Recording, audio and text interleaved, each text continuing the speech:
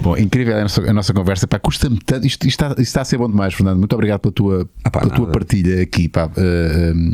Está a ser muito fixe. Gonçalo Ferreira. Fernando, numa introdução ao vasto mundo da filosofia. Vamos lá aqui falar de filosofia. A filosofia que eu gosto e que estou agora a descobrir é a filosofia clássica. Não estou numa de Epicuro, estás a ver? Por aí. Estou a começar por aí. Epicuro, Demócrito, e os estoicos e tudo mais. Estou por aí. Uma filosofia mais contemporânea, não sou fã. Ainda não lá cheguei. Há toda uma evolução, não é? Da filosofia. Um bocado também como o metal também, não é? No metal depois vais também te aprofundando e vais ficando mais deep. Gonçalo Ferreira. Fernando, numa introdução ao vasto mundo da filosofia, aconselhas começar por Will Durant. É assim que se diz? Will Durant? Sim. Ou Bertrand Russell? Ou outro? Que livros de ensaio e ficção estás a ler? Depois aqui faz uma sugestão para convidar professores de filosofia. Falta aí o Viriato Surbengue Marques, também é um excelente professor, foi meu professor. O mundo da filosofia é vasto e eu realmente dependo do que a pessoa procura na filosofia. Sim. A filosofia é um bocado... A filosofia, corrijo-me se estou enganado, e agora já estou a falar com alguém que é versado em filosofia.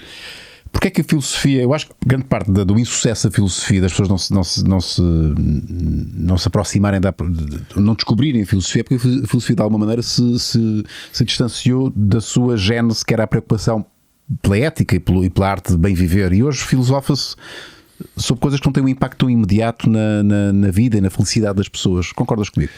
Eu acho que, tal como o Elvis, a philosophy has left the building. Percebes? É um bocado por aí. A filosofia tem sido votada também a um certo desprezo das pessoas, e muitos dos pensadores que tentaram de alguma forma ter as suas ideologias presentes, ou pelo menos as suas filosofias, ou os seus pensamentos presentes neste mundo, ficaram bastante desiludidos com a reação, porque uma das coisas que a filosofia ensina, a hermenêutica ou a interpretação do texto, é uma ferramenta essencial. Hoje em dia, por exemplo, um dos meus filósofos preferidos, o Nietzsche, que é uma excelente introdução ao vasto mundo de filosofia, apesar de ser um filósofo muito mais mainstream, ele era filólogo, portanto toda a filosofia do Nietzsche se baseia na deconstrução da palavra até ao seu significado primordial. E essa é a filosofia que te interessa mais, não tanto a ética, ou a teóloga, ou a existencial, ou a científica, ou política? Eu dependo. Eu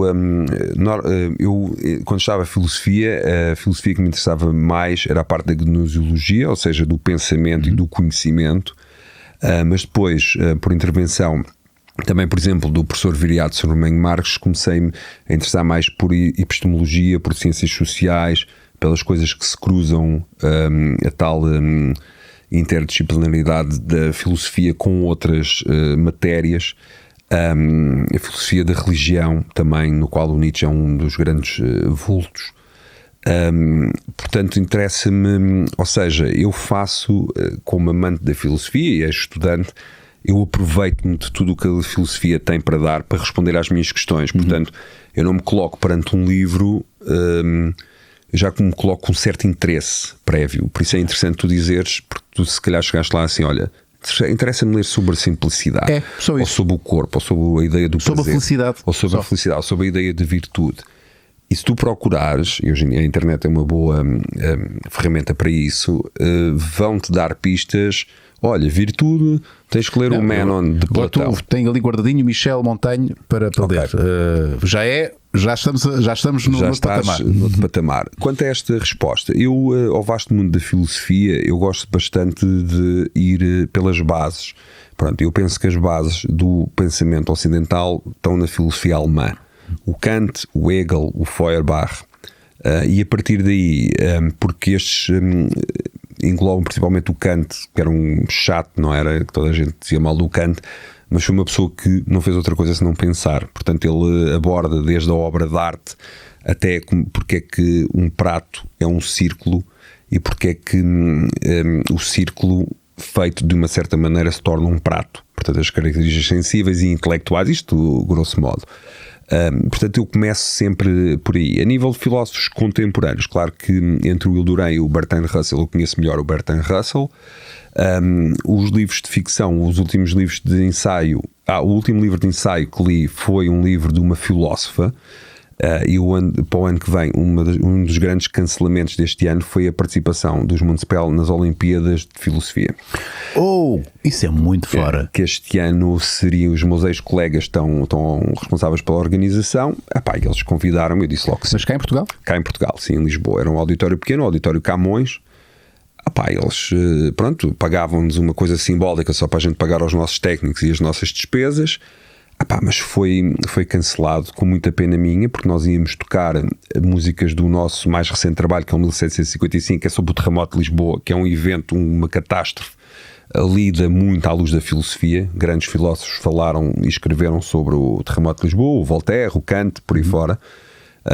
E coincidentemente, uma das minhas filósofas favoritas agora, que é a Suzanne Neiman, americana, se não estou em erro, escreveu um livro que é sobre um ensaio sobre o mal, que se chama Evil and the New Approach or History of Suzanne Neiman. Suzanne. Oi, peraí, desculpa. Oi, ver se eu consigo achar. Suzanne Neiman. Peraí, já vamos ver aí. Suzanne. Mas eles estão sempre. Está aqui já, filósofo. Neiman, pronto. E ela vem cá. É uma das convidadas. É um livro que eu aconselho bastante, porque é um livro que fala da evolução da categoria do mal até aos nossos tempos, usando o 1755. Evil in Modern Thought. Exatamente. Os campos de concentração, nomeadamente Auschwitz. E para quem se interessa disso, é realmente uma não de Auschwitz, mas do que é que levou o homem a este nível de maldade. A este nível, a fazer isto, o porquê, se foi uma consciência, se foi uma hipnose, se há alguma coisa que nos leva na nossa natureza a fazer essas coisas. Também li outro ensaio, que eu tenho lido bastantes ensaios, do Douglas Murray. Eu sei que esse está traduzido em português, que é a opinião, qualquer coisa, ou como isso influenciou negativamente a nossa sociedade. Portanto, é de quem, desculpa? Douglas Murray. E é um livro bastante duro, A Insanidade das Massas. Mas é um livro bastante importante para perceber o que é que, de uma forma até filosófica, digamos assim, e desinteressada, o que é que nós, exatamente, os grandes assuntos fraturantes do nosso tempo, que é a sexualidade, o género, a tecnologia e a raça. Está tudo nesse livro. E é um ensaio. E curiosamente, o Michel Montaigne que inaugurou o estilo de ensaio. Sim, exato. Foi o primeiro a fazer filosofia. Eu comecei sempre a ler muita porque o ensaio, e ajuda-me, estou aqui a falar, acho que a pessoa certa para me poder elucidar, o ensaio, por definição, não chega a nenhuma conclusão. São pensamentos soltos, não é? Em que se questiona, em que se contradiz muitas vezes. A filosofia mais clássica chegava muitas vezes a um estado que é o estado da aporia. Exato. Ou seja, um estado de questionamento que provavelmente não dá as respostas, mas dá as pistas. Isso, grosso modo, o método socrático era feito assim, e eu lembro-me de ler praticamente quase todos os diálogos platónicos, e de haver um diálogo, já não me lembro se é o Menon, que acaba com um gajo, com um interlocutor, Sócrates, já estás a chatear como o caralho, vai lá, mas ele percebes? E deixa-nos em paz, porque era um método que irrita as pessoas. Sim. Porque as pessoas hoje em dia procuram conclusões, não é? Não procuram perguntas, procuram respostas, e hoje em dia, principalmente neste livro, toda a gente tem uma opinião, e não é só isso, valoriza a sua opinião acima até de factos científicos ou da própria inconstância de alguns factos. Por exemplo, a ciência está sempre a mudar. O que nós sabíamos do Covid-19 em janeiro já não é o que sabemos hoje, não é? Isto tem meses, não é? Agora, estes ensaios são isso é o que eu tenho lido. Agora estou a ler, já fiz a pré-compra porque eu sou fã, que é o Ken Follett. Ken Follett fez Os Pilares da Terra com capa. Com capa. Desculpa. Fez Os Pilares da Terra. Exatamente, aí está. Pá, ele é um best-seller, normalmente até leio coisas mais pronto, rebuscadas de vez em quando porque gosto. Epá, mas o Ken Follett parece-me ser. Ele tem imensos livros. Eu estou a ler aquele que é o Kingsbridge, estou a ler em inglês. Epá, porque fiz logo a pré-compra e fiz logo em inglês. E o Ken Follett, epá, além de ser um escritor que nunca conheci, porque fui à feira, ele veio à Feira do Livro de Lisboa, mas os livros dele são calhamaços. Sim, são grandes, mas também são os chamados page turners, percebes? Sei lá, ele tem trilogias, cada livro tem 800 páginas, mas lê-se super bem. Epá, ele veio alguns desses calhamaços para a Feira do Livro de Lisboa há uns anos e ele, imagina, eu fui a uma sexta, ele tinha estado lá na quinta. Caraças. E que se calhar com uma fila gigantesca. Mas também estou a ler um livro que me surpreende muito, que acho que tem conceitos muito interessantes e é surpreendente por vindo quem vem, que é do padre do Tolentino Mendonça, o Como Amar um País. Tolentino de Mendonça. Está aqui. Que é o discurso que ele fez no 10 de junho. É um padre poeta, é um padre, hoje em dia tem uma missão que é fazer... É madeirense? É madeirense e ele tem um cargo brutal que é o meu dream job, que ele trata, se não estou em erro, da Biblioteca do Vaticano. Ok. Portanto, ele tem acesso a grandes informações, escreve no Expresso, etc.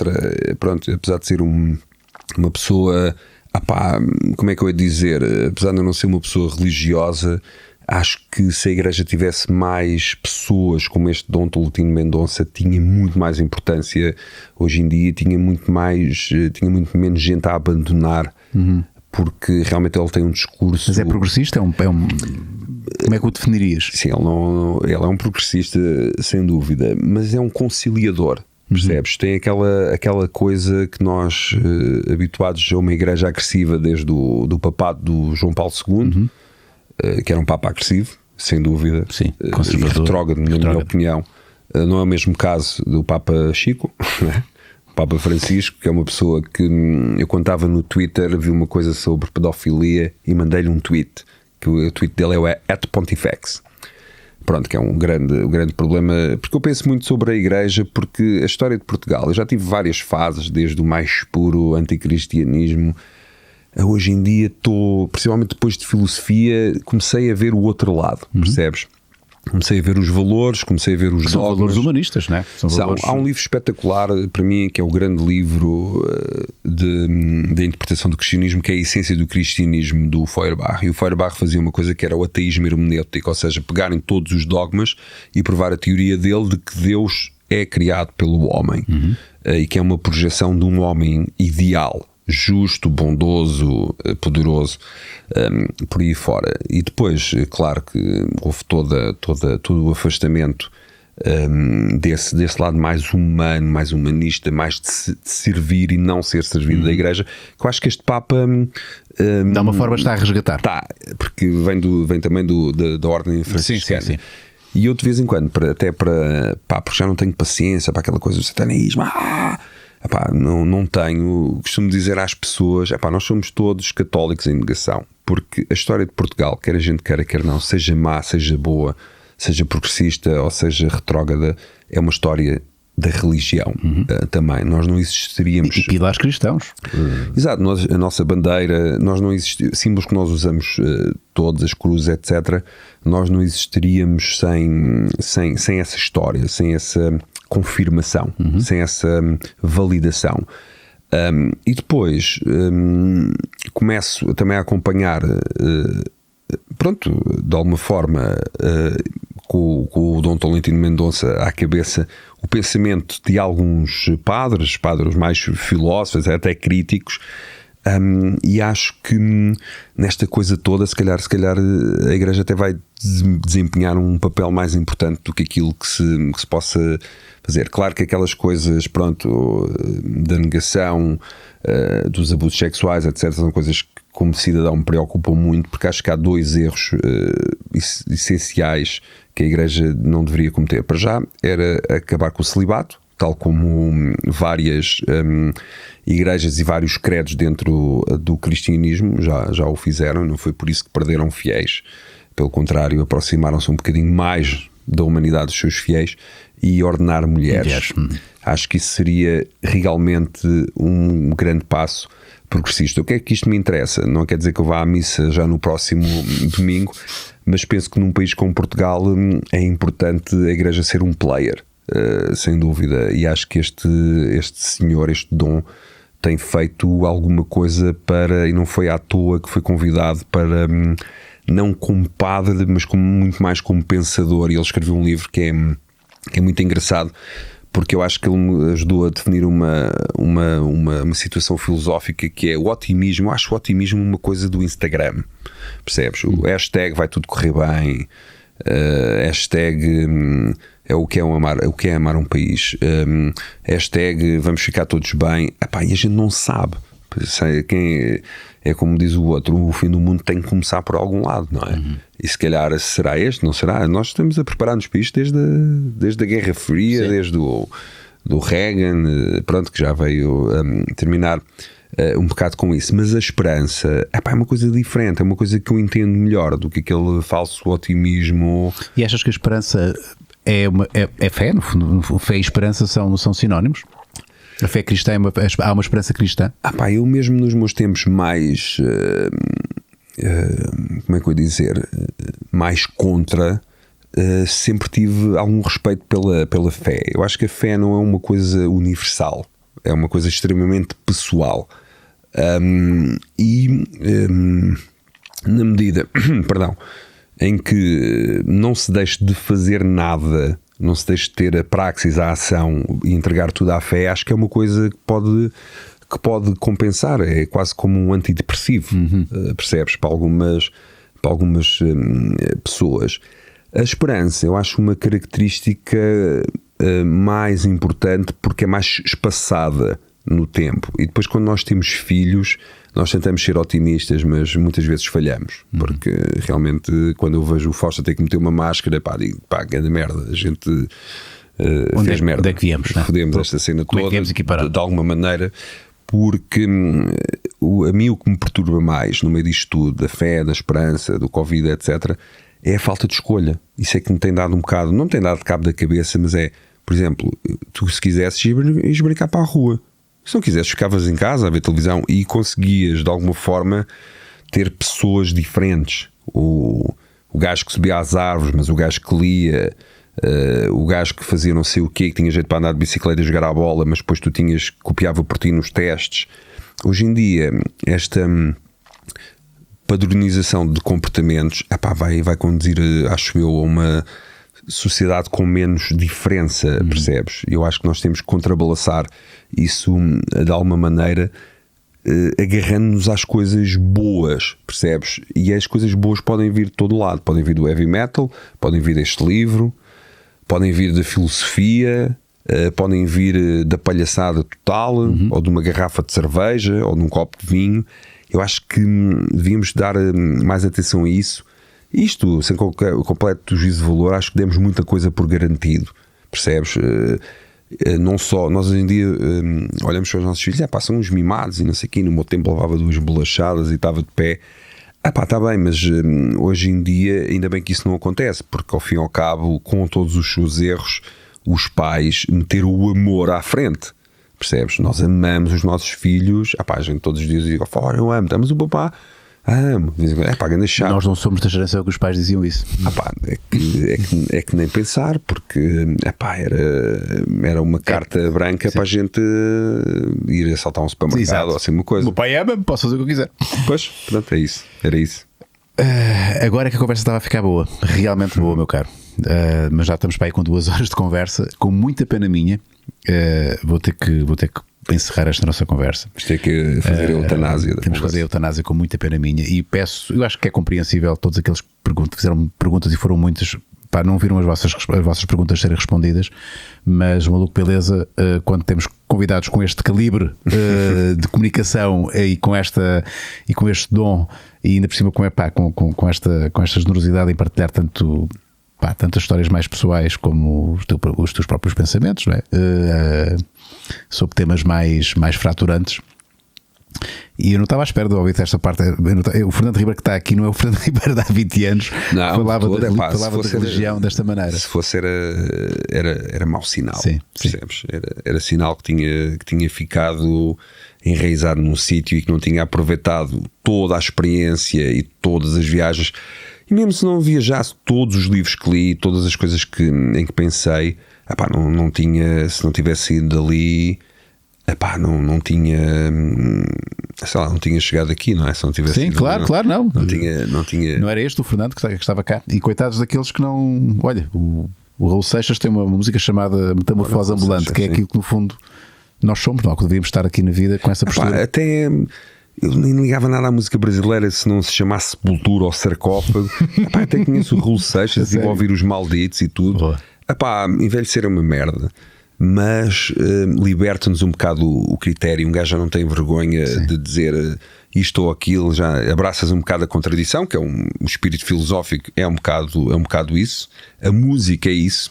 Porque se tu gostasses de tudo que a televisão e os podcasts e tudo é isso, se tu gostasses de tudo o que tu fizesses e ficasses naquela, pronto, olha, o Maluco Beleza também não existiria. Eu tinha chegado ali com o boneco amarelo, que era bué da fixe. Naquela altura. Lembro-me da saga, acho que foi no CC, em que o boneco foi completamente torturado, a amnistia do boneco amarelo. Mas acho que isso é que é, podemos chamar evolução, podemos chamar envelhecer, maturação. Mas é uma coisa. Isso é a vantagem, é nós podermos ouvir, ler um livro de um padre, ouvir um disco de black metal que diz exatamente o contrário, ouvir o Raul Seixas, ouvir o Mistérios da Meia-Noite do Zé Ramalho. Isso é a cena mais fixe. A cena menos fixe é ficar careca, mas isso falamos depois. Há soluções, claro. E depois explico-te. Fernando, muito obrigado. Foi muito fixe.